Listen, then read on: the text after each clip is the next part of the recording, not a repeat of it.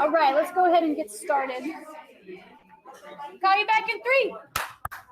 Call you back in 2. Call you back in 1. All right, welcome back to best class of the day. Today is Tuesday, so you should be looking on your Tuesday virtual classroom. The only thing I have for y'all to actually open up is the PowerPoint because we don't have any assignments or any exit tickets today. So we're going to open up that PowerPoint and talk about delivering a speech and the purpose of index cards. All right. So let's go ahead and present this real quick. A lot of people, when they're delivering speeches, they tend to just, sit up there and talk and hide behind a podium. We don't do that in this class. We like to be in people's faces when we give speeches. So I'm going to kind of go over how I expect you to deliver your speeches. And then we're going to go ahead and create some index cards for our speeches as well. So let's talk about nonverbal communication. Nonverbal communication, y'all know what it is, correct? Yeah. Okay, for the most part anyway, it's body language, right? It's your body language. Like it's sign language? Kind of. That's a language, so it's just a different language. But body language is like what you do with your body, like face, hands, gestures, your stance. And then you also have what's called paralanguage, which is how you actually use your voice. So one thing I want to talk to you about with nonverbal communication, we're going to have a whole entire lesson over it later because it's super important. But one thing I want to stress to you is 93% of any message you send towards somebody, 93% of it is nonverbal communication. Only 7% of your message is what you actually say. All right, so it's just the actual words that you say.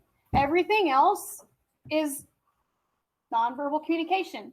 That's why when you text somebody, like you have to make sure that you include those emojis so that they're not misinterpreting your text message, right? Because with text messages, it's just those words that you're saying. So we're missing 93% of the actual communication that you're trying to have with us. All right.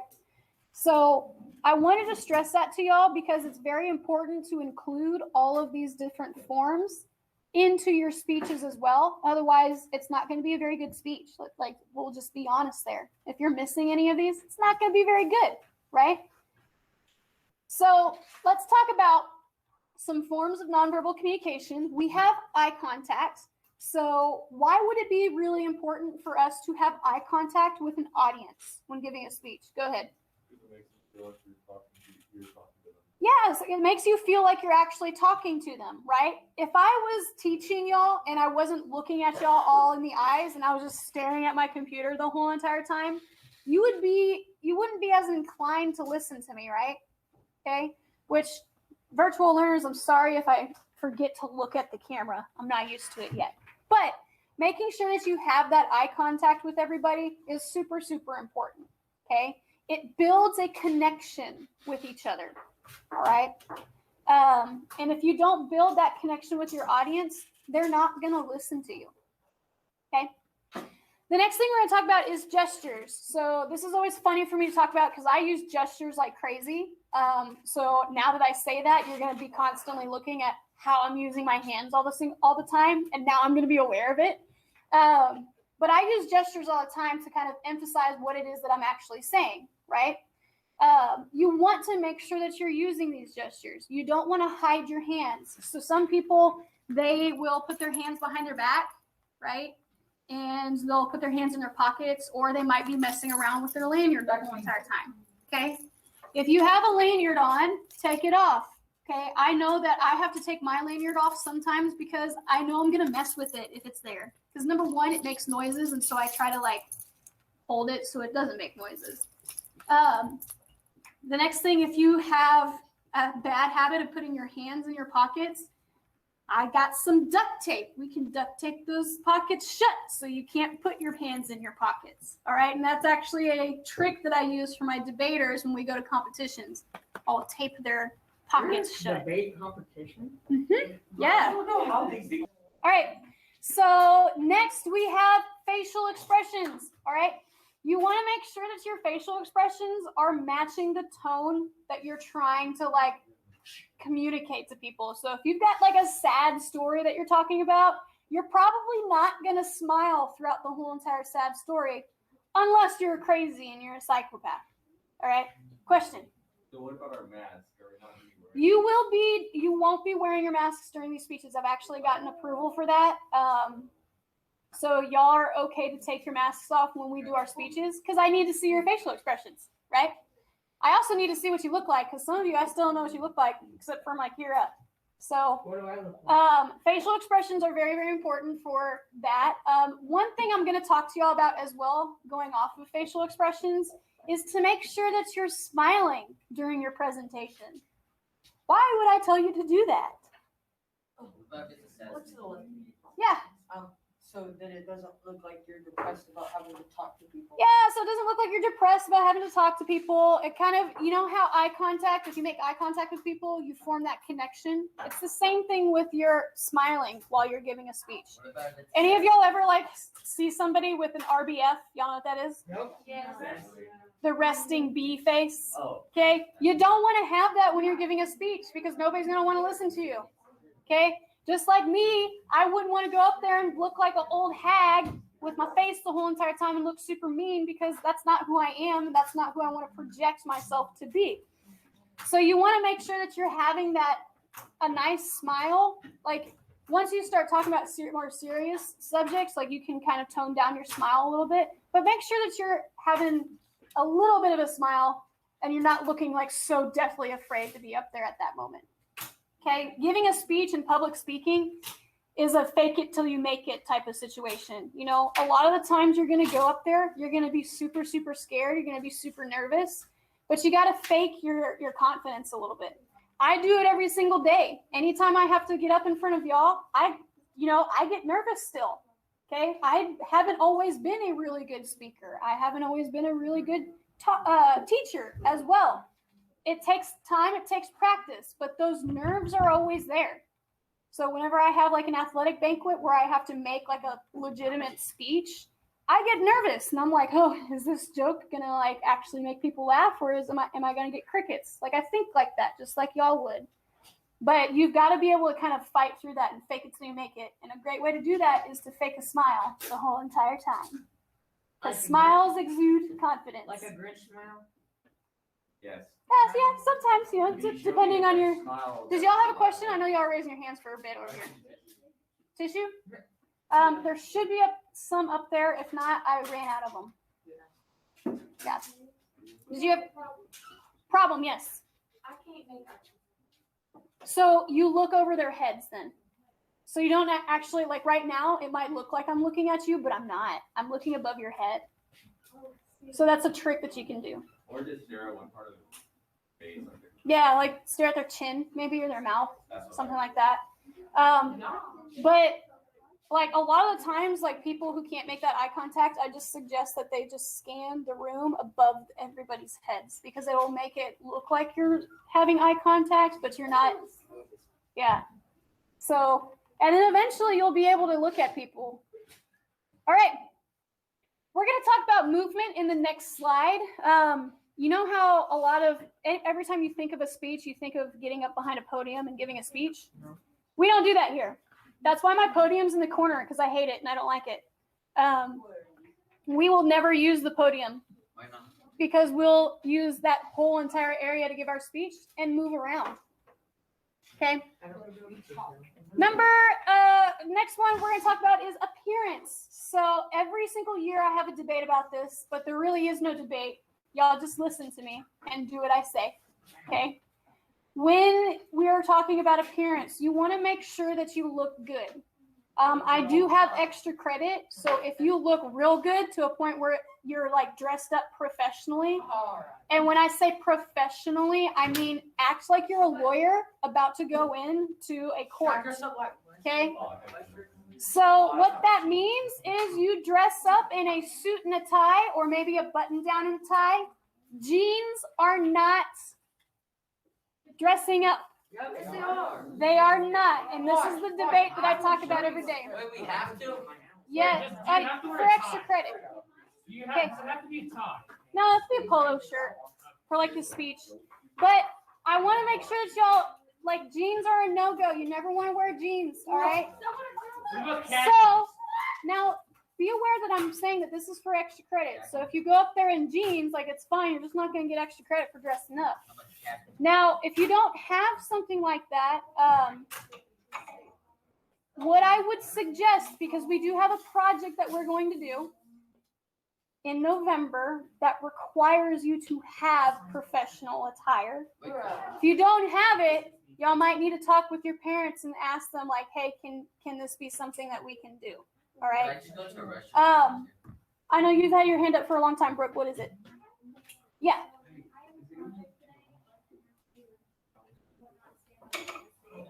I'm wearing something professional. Professional. You didn't say it was required, but is it the best thing to do? I think it's the best thing to do, personally. If the teacher didn't require it, then you don't have to do it. But as far as you being comfortable goes, like, you're going to feel a lot better if you're, like, spruced up giving the speech. You know what I mean? Like, if you're having an off day on your appearance and you have to get up in front of people and talk, you're going to be that much more nervous. So whenever you do have a speech, like, you want to make sure that you're presentable. You want to look good. Because guess what? When do I not look The good? human race is a very shallow species, right? We don't like to listen to people who don't look good. I'm just saying. So make sure that you're looking pretty nice when you go and give your speech, because it's going to build up your confidence a little bit, and it's also going to make you look professional and credible as well. Yes. You can wear dresses. You can wear, like, pantsuits, I can wear a dress. or like slacks and a blouse. Yeah, what Girls, y'all can wear like a lot. So like what Brooke is wearing, that's like awesome. That's good stuff. Wait, can I wear a dress?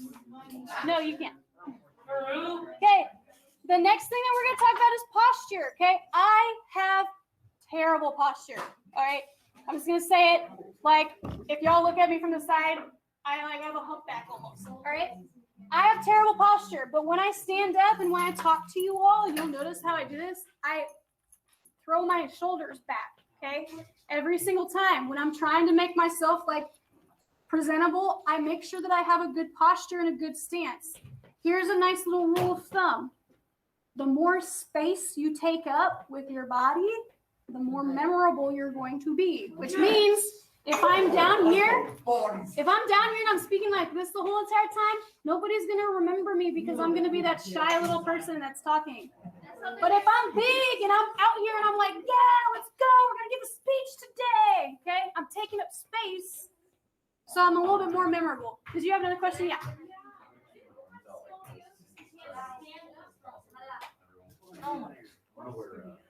I don't.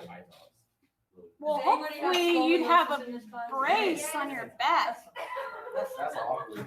All you have to do is push your shoulders back. Yeah. You don't have that bad of scoliosis, girl. You can stand up straight. All it is going from here to here. What about your biggest doctor? That's it. I used to play 10 hours of video games a day. I think I got that problem. Whoa. You probably do. I had back problems too. All right.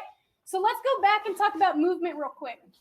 I'm going to explain this first before I show it because, unfortunately, my virtual kiddos, it's going to be really hard for me to show y'all this because my computer doesn't turn without unhooking from the projector here. So let's explain this real quick. Go back. So I have a dance that every single one of you is going to learn how to do. When I say dance, it's not really dance. It's just you moving back and forth. Okay? So it's the triangle dance is what I call it. A lot of people call it the triangle movement, the triangle steps, whatever you want to call it. I call it a dance. Okay? What you do, you have your audience members here. Okay? Then you have your triangle. This triangle is an invisible triangle that you will walk through. Okay? It doesn't have to be as steep as this one. It can be like a little bit wider if you wanted. But what you'll do is you'll introduce your whole entire speech. So you'll say your whole entire introduction down front and center. Okay? because you want to grab the audience's attention, so you want to be front and center, right up on them in their faces, without invading their bubbles, okay? Then, once you're done with your introduction, so after you say your preview, you're going to transition to your first point, and you're literally going to move on to your first point. So you'll walk to your first point, then you'll walk to your second point, then you'll walk back to your third point, and then you'll end right back front and center with your conclusion. So I'll show it to y'all. You're about to find out. So this is how it's going to work. Look, I'm going to utilize this whole entire space. Okay, so when y'all give your speeches, you're going to use this whole entire space. That's what I want y'all to do, okay? The very first thing I'm going to do is I'm going to say my introduction. So I'm going to start my speech off right here, front and center. Now you do have to remember, this is like where theater comes into play. You never want to turn your back to the audience. But I have some people back here, right? So I want to make sure that I still have my eye contact and I'm not forgetting that these people are here when I'm speaking. Okay? They're still here. All right?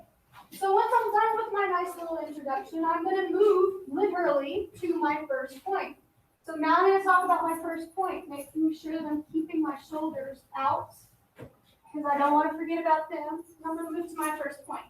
Talk about my first point a little bit. All right?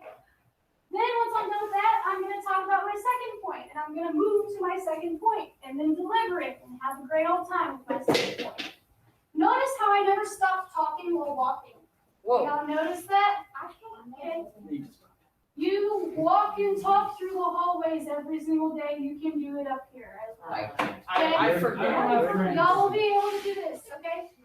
So I'm not doing this. This is going to look real awkward, and I'll show you why it might look awkward. So I can deliver my first point, and then if I stop talking, and then walk, it's going to look real awkward. It's going to look like this. And now I'm talking about my second point. You don't want to do that, all right? You want to make sure that you're talking the whole entire time. So now I'm going to move on to my third point, which is going to end up right back in the middle where my triangle is at, and my line is. And I'm going to have my third point. When I finish, I'm going to step up a few paces, and I'm going to get my conclusion, and boom, I made the triangle. Y'all see how that works? Why would I want y'all to move around? Yes? So it doesn't look like you're awkwardly standing still. Yeah, not very many people naturally talk standing still. You're kind of moving while you talk a lot. Even if you're like sitting down in a chair, if y'all get super excited about something, you're in the chair getting super excited about it. Like, oh my God, remember? Yeah. Okay? So, especially if you're animated like I am and you use like your movement a lot. But the reason why I do it, why I force y'all to do this is because number one, standing behind the podium makes y'all even more nervous. It's weird. Okay? And it also makes you look more nervous because it's like you're hiding behind something now. You moving around, like I just showed you, kind of, again, fakes it till you make it. It exudes that confidence because now you're walking around and you're like, yeah, I own this. Okay? So it gives that nice little feel to it. And again, just like I said before, the more space you take up, the more likely people are going to remember you. Okay? So by using that whole entire space up there, now that might create a little bit better of a speech for us. Okay? Another reason why I make y'all move is because you naturally want to move anyway. Yeah. Have y'all ever given speeches before where your feet want to move, but you feel like you have to stay in the same spot? Nope, never given a speech. What starts happening when you do that? Your feet fidget. You start fidgeting your feet, and you might start looking like you've got to go to the bathroom the whole entire time because you can't stay still. Sometimes I do. So your feet are going to want to actually move. So go ahead and expel that energy by walking from point to point. Okay? And it'll help out a lot. Okay? Does this all make sense to you all? Yes, ma'am. Fantastic. Virtual kiddos, I'm sorry you weren't able to actually see that, but maybe I'll post a video of myself doing it or something. I have a huge question. Question, yes. Okay, so it's a 3 questions in one. The first one is, do we have an assignment today? Yes. Okay, the second one is, when we're done with the assignment, we can debate, right? Yeah, once everybody gets done. Okay. Third one is, What do we? does it matter what we debate about? Yes. Can It has to be politics? school appropriate. Politics. Politics? Yeah, as long as it's school appropriate. Okay. Let's go. Okay. Let's go. All right. So I'll turn my recording off for that though. All right. So now we're going to talk about the purpose of index cards. So while y'all are, your assignment today is super easy. Are y'all listening? Yep, I'm listening. I'm ready. Your assignment today is going to be super easy. Y'all are just going to be like transcribing your outline onto an index card because we don't want to be carrying our Chromebooks around with us when we're doing our speeches. Yeah, just like print it out. So we also want it to be smaller, so it's not a big paper that's going to block your face out. So here's what we're going to do. We're going to talk a little bit about index cards and why they're important and some nice little key like strategies that you could use to make index cards. So let's watch this video. If y'all have headphones in, you might want to turn them down real quick because this guy's loud. This guy's pretty loud every time I play it. It's like boom. So here are some tips on how to outline your speech. For starters, you don't want to just write and write You and write write whatever you 58 need. pages of PowerPoint. That's too much to even start from. What you should do is brainstorm on every single distinct idea or message you have. Maybe you have 20 or 30, but then you've got to be a harsh editor. You've got to really figure out what are literally just your top 5 ideas. Get rid of the others. So you got 5 bullet points on your outline. Next, underneath each one, you've got a story that dramatizes this particular point. If you've got to put another point underneath it, a fact, a number that's really important that you might not remember, put that. And finally, under each message point, if you have a PowerPoint slide, you need something that tells you what the slide is. So you can talk about it before the slide comes up. That way you're in charge, not the PowerPoint. So what do you end up with? A simple outline, 5 big points, and a few bullet points underneath each one to remind you of the story, an example or fact, and the visual. Do that, and you have a great, simple, lean, efficient, one-page outline to guide you through your whole presentation. All right. So what he's saying, so here's something I want to make very, very clear, okay? When you are creating an index card or any kind of outline, okay, you do not want to write it word for word what you're going to say. So he used a nice little example of PowerPoints. So let me use my PowerPoints. Do you see me writing out everything that I'm going to say on my PowerPoints? No. No, I write keywords. So if I go here, like I wrote keywords and then I talked about them. So that's what y'all want to do when you're creating PowerPoints or if you're writing on an index card, okay? For this assignment, we're going to be writing on index cards to teach y'all how to do that. But for, I don't just write everything out. Do y'all ever have teachers that write everything they're going to say on the Yes. PowerPoint? No. How interesting are they? Not fun. They're lame, all right? So, You don't want to be that lame person. You don't want to list everything that you're going to say because if you write full-fledged exactly what you're going to say, what's going to happen? wait. What are you going to do if it's all written out right in front of your face? You're just going to read it. And all of that nonverbal keys that I just taught y'all are going to go out the window. And it's going to be boring. And it's not, nobody's going to enjoy listening to you. And it's going to be torture for everybody who has to sit in this classroom and listen to it. All right? Bring some personality to your speeches. It's your speech. You get to do it and present it however you want. Just bring some personality to it. James, yes. So what you're saying is I can do point 1, point 2, point 3, and just write what I'm generally going to talk about in that? Yep. Awesome. Like a summary. So here's, yeah, y'all can just write summaries, keywords, or phrases. So what you do. So here's another video that we're going to watch real fast. Pay Hi, attention. my name is Eric Shapiro. I'm a partner in a custom ghostwriting and editing company in Los Angeles called Ghostwriter Central. We attend to the writing and editing needs of our clients. Today we're going to talk about speech writing, particularly how to use index cards in the course of writing a speech. Now, oftentimes our speech writing clients are nervous because they think they're expected to memorize their speech. The reality of the matter is memorization is not essential. Index cards are a very useful tool for presenting a speech. They're subtle. One of the most important things when you're using an index card is to be aware of what your hands are going to be doing while you're speaking. If your hands are prone to shaking, you might want to choose a smaller index card so the shaking is not as visible. And it's more discreet. In general, when you're using these index cards, you want to make sure that. So sometimes when you have an index card in your hand, especially one of these big ones here, and you're a super nervous person, you kind of shake while you're talking, like you're going to see that index card start shaking, right? If you're shaky. So he's saying to use a smaller one, but you could also fold it. Real windy. Yeah.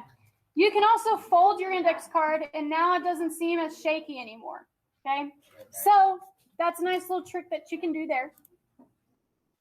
That each card stands on its own in a compartmentalized manner. So the substance upon each card is can be discussed in and of itself, freestanding, and then when you move to the next card, you're cleanly transitioned onto a different topic.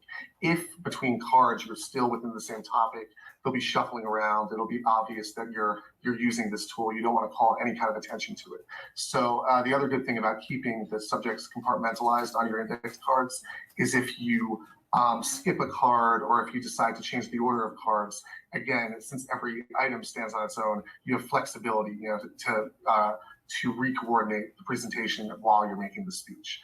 So index cards are a very useful tool, definitely recommended. There's no pressure for memorization.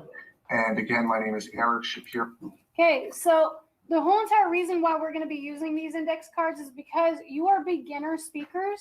So I don't want you to feel the pressure of having to memorize your speech. So you'll be able to use these index cards when you go give your speech. You don't have to. Now, the more comfortable you get, you could potentially memorize your speech and give it without an index card. Can I do that? Okay. Do the index card first so you know what to write down if you did ever need it. Okay. Oh, well, yeah, but So again, it's just keywords and phrases. You have a question? So what if you're the kind of person that like never memorizes their speech? Then you'll need an index card. What? Did I not answer that right? No, the thing is when I have done public speaking before, that kind of stuff. But I usually will just go from like my head and kind of just use Like improv? use key points. Gotcha. What I was talking That's about. great. That's good. So you're probably like more of an intermediate speaker then, I guess, right? I guess so. All right. So here's an example of somebody's index card. I'm sorry, it looks kind of messy. I had to like scan it. But here's the index card, and this part right here is the very front of it, and then this part down here is the back.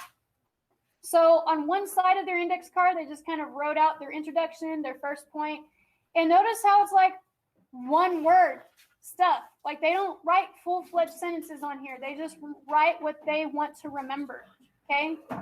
And then they move on to their second point over here, and then they include their last points down here in the conclusion, okay? So there's kind of a nice little visual for you on what it could look like, but it could also look as simple as this, okay? I'm more of an experienced speaker, so on my index card, all I wrote on it was the organization of a speech. So I literally just wrote out the speech format. So I have my attention getter, my link, my thesis, my preview. That way, if I forget how I organized it, I can have it right here in front of me. Question? So we absolutely have to use the index cards. This time, yes. Okay. Good. Well, So here's the question that I keep getting.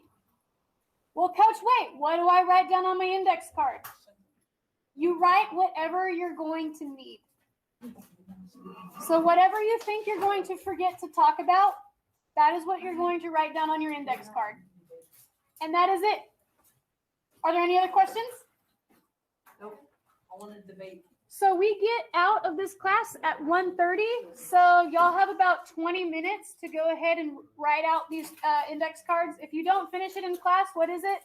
Homework, we're debating. Homework. And again, it doesn't have to be detailed.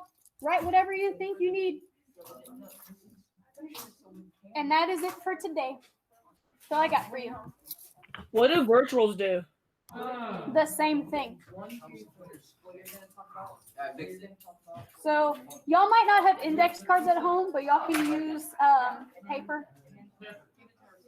Y'all can just like cut up a piece of paper to where it looks the same size as an index card.